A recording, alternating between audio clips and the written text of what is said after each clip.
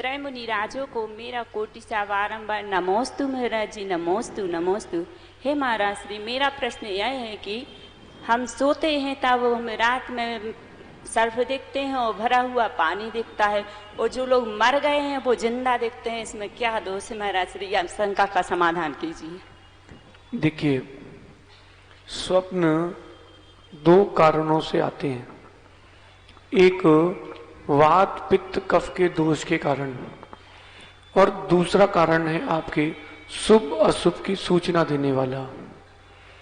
तो जो सर्प दिख रहे हैं वो तो शुभ है, और भरा पानी किस दिशा में दिख रहा है ये देखना पड़ेगा, और पानी भरा है यह भी शुभ है।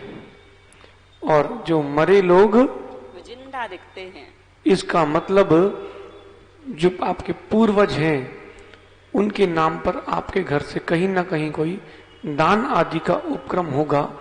उनके जाने के बाद भी उनके नाम को आपके परिवार के लोग जयवंत रखेंगे। नमोस्तु महाराज। नमोस्तु महाराज जी, हमारा एक प्रश्न है, थोड़ी सी जिज्ञासा है कि कर्नाटक में जो मंदिर हैं उनके द्वार पर दो हाथ ऐसे रखे रहते हैं, उनका तात्पर्य क्या है?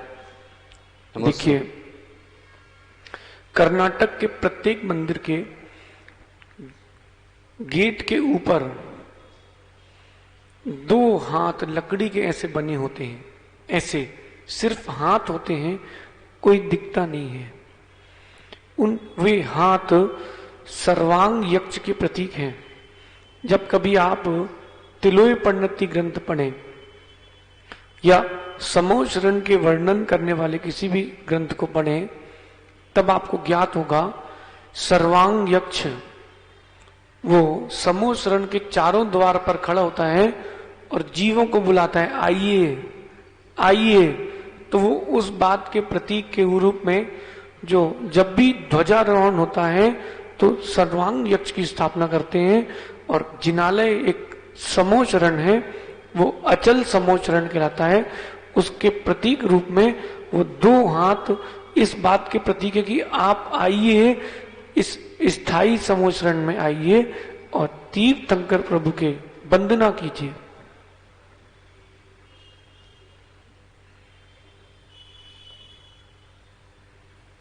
नमोस्तु महाराज श्री, नमोस्तु महाराज श्री, नमोस्तु। मेरा प्रश्न यह है कि लड़कियों को माता पिता के पैर छूने चाहिए कि नहीं? बेटा, जो भी आपसे बड़े हों, पूज्य हों, उनके पैर छूना, साधुओं के मत छूना। माता पिता के पैर छूने में कोई मिथ्यात्व का दोष नहीं, वो लोकाचार है। लड़कियां तो संतान है, पैर छू सकती हैं, उसमें कोई दोष नहीं है। हाँ, बुद्धि में लोगों के दोष हो सकता है, लेकिन माता पिता के पैर छूने में कोई दोष नहीं है। लड़कियों के, वे बच्चे हैं तो माता पिता का सत्कार करना उनका कर्तव्य है। महाराज, एक और प्रश्न। एक आंटी कह रही थी कि पड़गाहन में खट्टे फल नहीं ले जाना चाहिए, क्या अनानास और नींबू पड़गाहन में नहीं पड़गा सकते महाराज जी को? बेटा, खट्टे हो या मीठे फल हो, वो तो जो मुनिराज की विधि है वो विधि है। उन आंटी को बोलना, भगवती आराधना में लिखा है मुनिराज कोई भी विधि ले सकते हैं। कैसी विधि? एक थाली में भात हो, भात यानी पका हुआ चावल, और बीच में उसमें दाल हो, ऐसी विधि भी मुनि ले सकते हैं, कोई दोष नहीं है। कोई भी विधि ले सकते हैं, लेकिन विधि नहीं मिलेगी जब तक, फिर तब तक उपवास करना पड़ेगा, है ना। तो उन्होंने जैसा नियम लिया हो वैसा होता है। विधि तो महाराज जो चाहे ले सकते हैं। पहले चक्कर में ये विधि, दूसरे चक्कर में दूसरी, तीसरे चक्कर में तीसरी, ऐसी विधि भी ले सकते हैं। वो उनकी वृत्ति पर संख्यान पे है, क्या खट्टा क्या मीठा। हम तो नींबू की विधि से ही पड़ गए हैं। सो हो सकता है वो जिन्होंने कहा ना, वो तो माता जी बनी नहीं कभी, महाराज बनी नहीं, सुने पता नहीं है, लेकिन विधि मुनिराज कोई भी ले सकते हैं। नमोस्तु महाराज जी, एक छोटी सी जिज्ञासा और कि बाजार में एक बम्बई की मिठाई बिकती है, उसमें कई प्रकार के लोग आकार बनाते हैं, बोले कि मुर्गे का आकार बना दो, मोर का आकार बना दो और गुड़िया के बाल, ये सब अगर इस उद्देश्य से खाते हैं तो क्या उनके खाने का दोष पंचेंद्रीय दोष लगेगा क्या? देखिए, जो लोग ऐसा उपक्रम कर रहे हैं उनको संकल्पी हिंसा का दोष लगेगा। क्या बोलते हैं, मछली बनाओ फिर खाएंगे, तो साक्षात तो मछली नहीं खा रहा, लेकिन भाव मछली के ही चल रहे हैं, तो वही दोष लगेगा। कुछ लोग तो केक में भी अलग अलग प्रकार का तिरंचों की बनवाते हैं, उसमें भी आपको वही दोष लगेगा, क्योंकि आपका संकल्प वैसे ही है। जैसा संकल्प होगा वैसा बंद होगा, और जैसा संकल्प नहीं होगा वैसा बंद नहीं होगा। आप वीतरागता का संकल्प करते हो तो आपको मोक्ष का साधन बनता है, और ये हिंसा आदि का संकल्प करोगे तो संसार का कारण बनेगा। जिन वस्त्रों में तिर्यंच आदि बने हो, चिटाई आदि में भी, तो वहां नहीं बैठना चाहिए। तो फिर ये मछली आदि बनवाना, मोर बनवाना और फिर उस बंबई की मिठाई में खाना, ये हिंसा में ही जाएगा, क्योंकि परिणति वैसी है।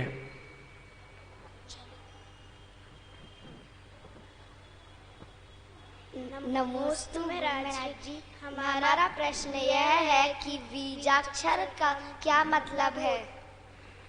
देखो बेटा,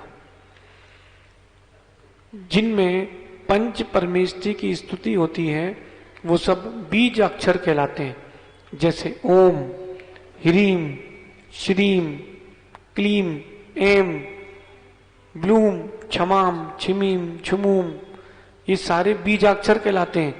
ये सब पंच परमेष्टि की स्मरण भूत हैं, ये सब बीजाक्षर कहलाते हैं। इनके ध्यान करने से आत्मा की सिद्धि की, अभ्यास की प्राप्ति होती है। हमारा दूसरा प्रश्न यह है कि रक्षाबंधन क्यों मनाया जाता है? बेटा, जब 700 मुनियों का उपसर्ग दूर हुआ था, अकंपनाचार्य आदि 700 मुनियों का उपसर्ग दूर किया था विष्णु कुमार मुनि ने, तब श्रावकों ने आहारचर्या कराई थी और रक्षाबंधन पर्व मनाया गया था। कि जैसे विष्णु कुमार मुनि ने 700 मुनियों की रक्षा की है, ठीक वैसे ही हम भी परस्पर में एक दूसरे की और धर्म की रक्षा करेंगे। इस भाव से रक्षाबंधन मनाया जाता है। टीका लगा के पैसे लेने के लिए रक्षाबंधन नहीं मनाया जाता।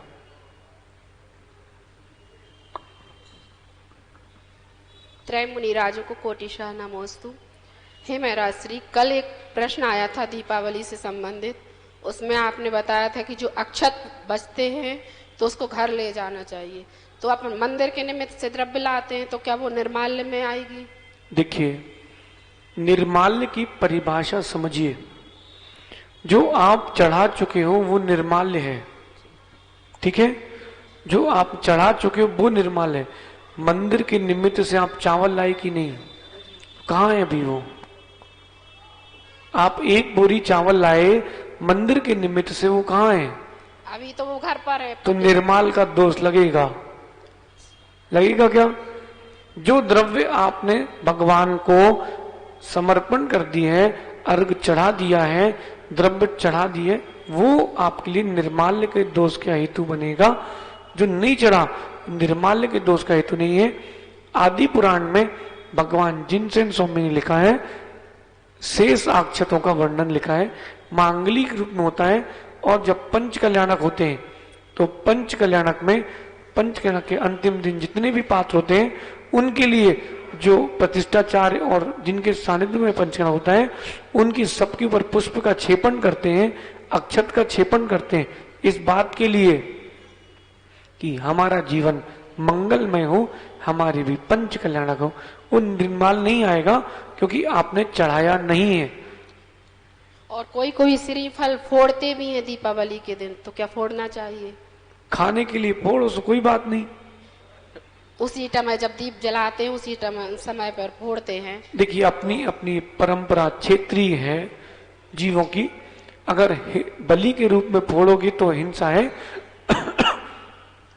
वो श्रीफल फोड़ने का प्रतीक होता है। पूजा के बाद एक श्रीफल फोड़ते हैं इस रूप में कि इस श्रीफल कैसा निकला है, सफेद की काला। जब दीक्षार्थी लोग दीक्षा लेते हैं तब क्रिया कोश में एक बृहद शांति धारा लिखी है। 45 मिनट की वो शांति धारा है। कितने मिनट की? 45। उस 45 मिनट की शांति धारा के बाद प्रत्येक दीक्षार्थी का नाम लेकर के उसके फल के ज्ञान के लिए निमित्त ज्ञान के रूप में श्रीफल फोड़ते हैं। तो श्रीफल फोड़ करके ज्ञात करते हैं कि इसका भविष्य कैसा रहेगा, नारियल कैसा निकला है, पानी से भरा कि सूखा। ऐसा निमित्त ज्ञान के लिए आप अगर फोड़ते हो तो कोई दोष नहीं है। जब कोई दीक्षार्थी गुरु के चरणों में श्रीफल चढ़ाता है तो लगता है अगर गुरु को कि इसके भाव अंदर से कैसे हैं पता नहीं, तो श्रीफल को खोलवाया जाता है। श्रीफल जैसा होता है जीव के परिणाम वैसे निकलते हैं। इन निमित्त की अपेक्षा करें तो ठीक है, हिंसा रूप करेंगे तो आपको पाप लगेगा। एक जिज्ञासा और है महाराज श्री, जो मंगल कलश होते हैं विधान पंचकल्याणक आदि के, तो बोली माध्यम ले आते हैं घर पर, तो क्या वो शयन कक्ष में रख सकते हैं या जिसमें वो कलश रखे हुए? कलश मांगलिक का प्रतीक है, आप उसे पवित्र स्थान पर रखिए। शयन नहीं कर सकते उसमें।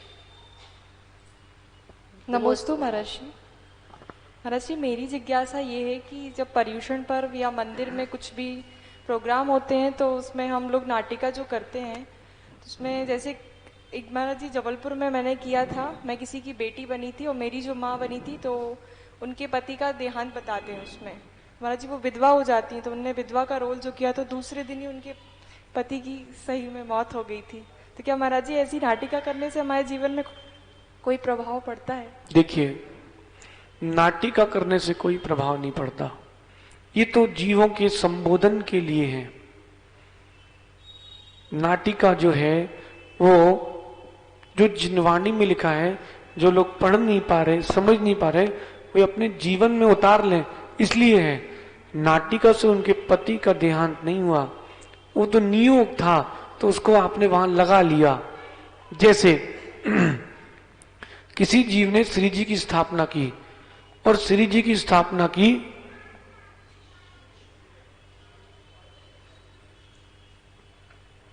जैसे किसी जीव ने श्री जी की स्थापना की और वो बाल ब्रह्मचारी थे और अगले दिन कुछ दिन बाद उसकी संतान शांत हो गई, तो ये निमित्त मत जोड़ लेना कि बाल ब्रह्मचारी भगवान की स्थापना की इसलिए हमारा परिवार समाप्त हो गया।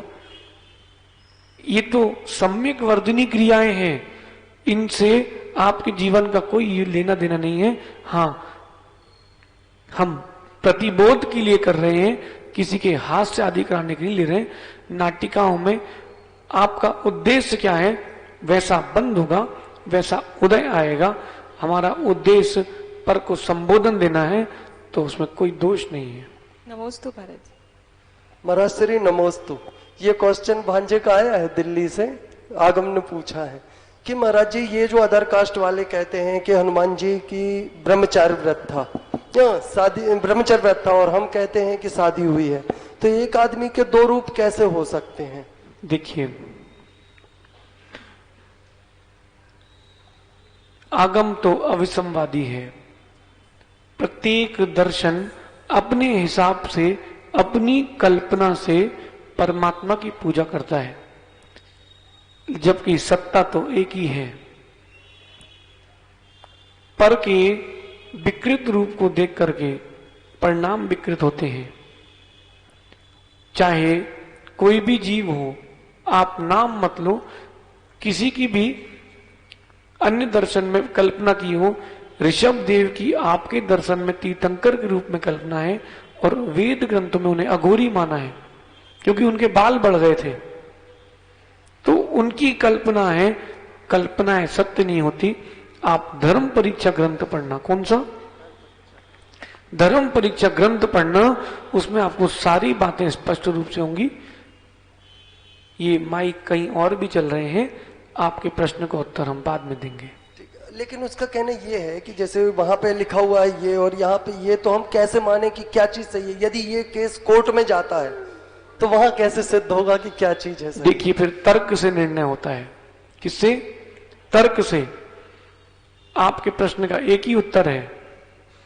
अगर आप उनके रूप को विकृत मानते हो, पूंछ आदि से युक्त मानते हो, तो हमारा एक प्रश्न है, संतान तो जन्म होती है उनके यहाँ भी, लड़के भी होते हैं और लड़कियां भी होती हैं, तो लड़के तो बंदर जैसे और लड़कियां सुंदर, ऐसा कैसे हो ही नहीं सकता। देखिए, ये तर्क से निर्णय होगा। धर्म परीक्षा ग्रंथ में बहुत सुंदर तर्क दिए हैं।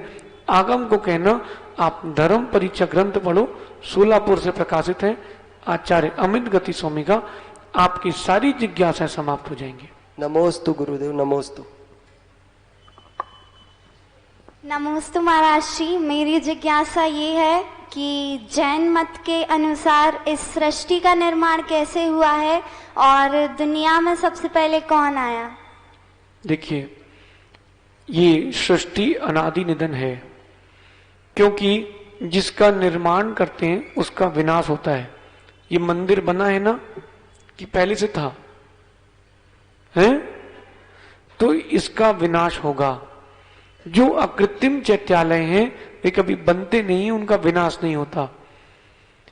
ये तीन लोक स्वप्रतिष्ठित हैं, अनादि काल से हैं, तो उसका कभी विनाश ना हुआ था, ना है, ना होगा। ये अनादि निधन है, ये किसी ने बनाई नहीं। अगर किसी ने बनाई है तो कहां खड़े होकर बनाई है? ऐसे बहुत सारे प्रश्न हैं। आप जैन भूगोल को पढ़िए, आपकी जिज्ञासाएं शांत होंगी। सृष्टि स्वप्रतिष्ठित है, न किसी के द्वारा बनाई गई है, न किसी के द्वारा मिटाई जा सकती है। जो बनता है वो बिगड़ता है, जो बनता नहीं है वो बिगड़ता नहीं है। ये अकृत्रिम है, इसलिए इसका विनाश कभी नहीं होता।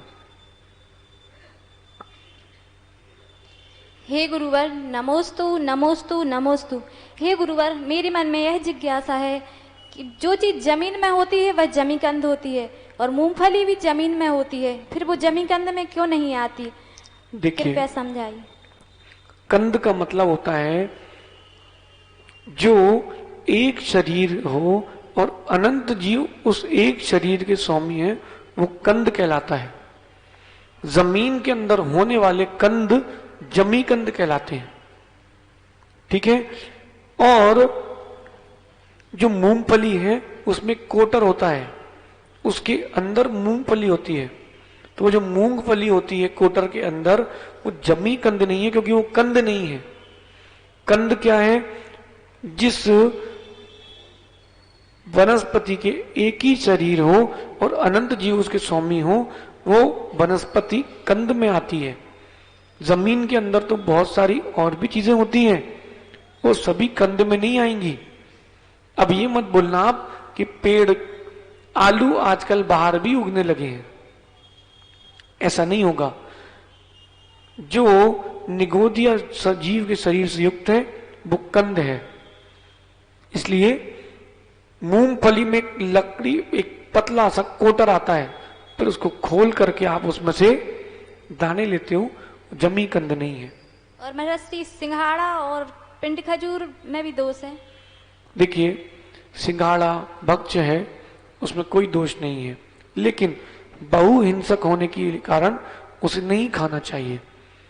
होता तो पानी में ही है, लेकिन जब उसकी खेती होती है ना, तो अभी आपके यहां से हम बिहार करके आ रहे थे गोपालगंज से, तो रास्ते में वो एक किसान खेत तालाब में से सिंघाड़े कर रहा था, उसके हाथ पूरे लाल हो जाते हैं। वो जो कीड़े रहते हैं उनको मारते हैं, फिर जाके सिंघाड़े होते हैं। श्रेयांसगिरी में एक आचार्य विराग सागर जी ने बताया था, श्रेयांसगिरी में एक किसान आया और किसान ने अपने सिंघाड़े की पहली खेती उनके चरणों में चढ़ा दी। अब उसको जैन तो है नहीं, उसे पता कुछ है नहीं, तो उससे पूछा गया ये क्या है? बोले हमारी पहली फसल है। तो आपके हाथ लाल कैसे हो गए? तो बोले स्वामी जी, वो जो उनकी लताओं में, बेलों में कीड़े हो जाते हैं, उनको मारना पड़ता है, तो हम हाथ से पूरे जीवों को मारते हैं, तब कहीं जाकर खेती होती है। उस दिन के बाद से संघ ने पूरे सिंघाड़े का त्याग कर दिया। जब हमने सुना तो हमने भी त्याग कर दिया। हिंसक बहुहिंसक फल है, इस अपेक्षा से नहीं खाना चाहिए, बाकी सिंघाड़े में कोई दोष नहीं। और क्या पूछा था? पिंड खजूर, अब उसकी बनने की प्रक्रिया इतनी खराब है इसीलिए नहीं खाते, बाकी पिंड खजूर में दोष नहीं। कुछ फल है तो खाने योग्य, लेकिन उनकी प्रक्रिया ऐसी होती कि उनको देख करके गिलानी हो जाती है। पिंड खजूर आदि में वो चाशनी लगाते हैं ऊपर से और भी विचित्र प्रकार से बनते हैं, तो हमने तो त्याग ही कर दिया, संकल्प विकल्प नहीं, रसना को बस करते हैं, लेकिन उसकी प्रक्रिया है ऐसी है तो नहीं खाना चाहिए। एक वस्तु नहीं खाएंगे तो कुछ घट नहीं जाएगा। श्री हमारा त्याग। नमोस्तु गुरु। हे भगवान नमोस्तु। हे स्वामी, जो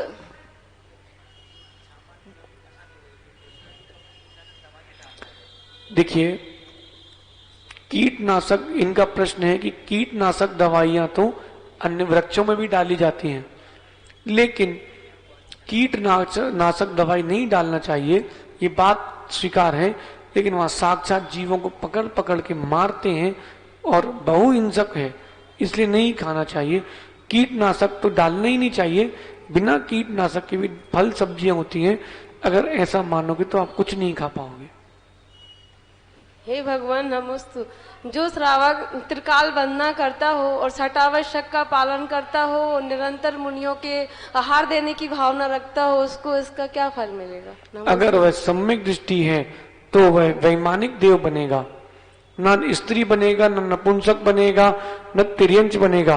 और अगर उसके अंदर में मिथ्यात्व की कणिका है तो वह भोग भूमि जाएगा। नमस्ते महाराज जी, मेरा प्रश्न यह है कि ब्रह्मचार्य व्रत का सही शब्दों में क्या अर्थ है? बेटा,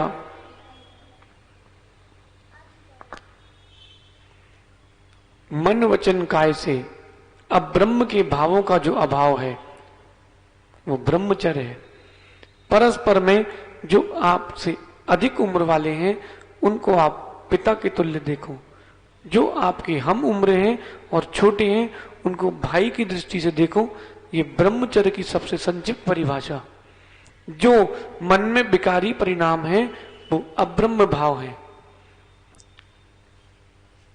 चाहे स्त्री के लिए पुरुष हो, पुरुष के लिए स्त्री हो, अब्रह्म के भाव मत लाइए।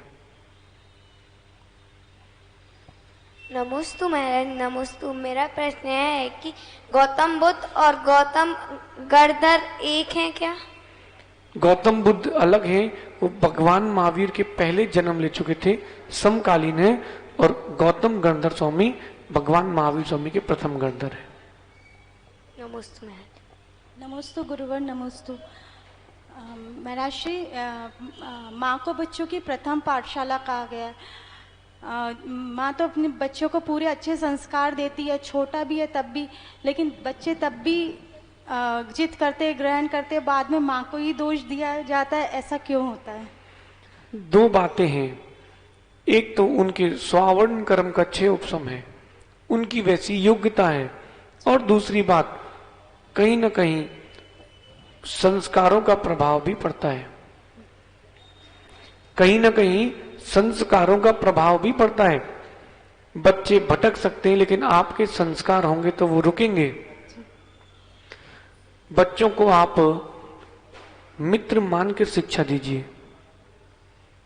आप मित्र मान के शिक्षा देंगे तो कभी भटकेंगे नहीं। फिर भी अगर कोई बच्चा भटकता है तो आपने जन्म दिया है, आप उसको संस्कार भी दे सकते हैं। लेकिन दो बातें हैं, एक दोष आपका है, एक उनके स्वयं के कर्मों का है। बहुत सारे लोग अच्छे कुल में जन्म लेकर भी हीन कृत्य कर लेते हैं। माता पिता ने संस्कार दिए थे, उनका भी तो कुछ कर्म का उदय है कि नहीं। ललितांग नाम का जीव जिसे आप अंजन चोर कहते हो, राजपुत्र था, राजपुत्र होने पर भी वह सप्तव्यसन में लीन हो गया। ये उसके पूर्व कर्म का नियोग था। लेकिन जो माता पिता के संस्कार थे वो कुल के संस्कार थे। इसके कारण वह पुनः स्थित हुआ और सिद्ध भी हुआ। आप अपना पुरुषार्थ करो, बच्चा अपना पुरुषार्थ करेगा, पुरुषार्थ करते रहो, एक दिन सफलता अवश्य मिलेगी। नमस्ते महाराज जी। महाराज जी एक और महाराज जी, स्वाभिमान और अभिमान, स्त्री को कितना स्वाभिमान रखना चाहिए कि हमेशा बिगर गलती पे भी झुक जाना चाहिए? देखिए, चाहे स्वाभिमान हो या अभिमान हो, सभी जहर हैं। कोई भी परिस्थिति हो जीवन में, कोई भी परिस्थिति हो, आप कहना नहीं, सिर्फ सहना।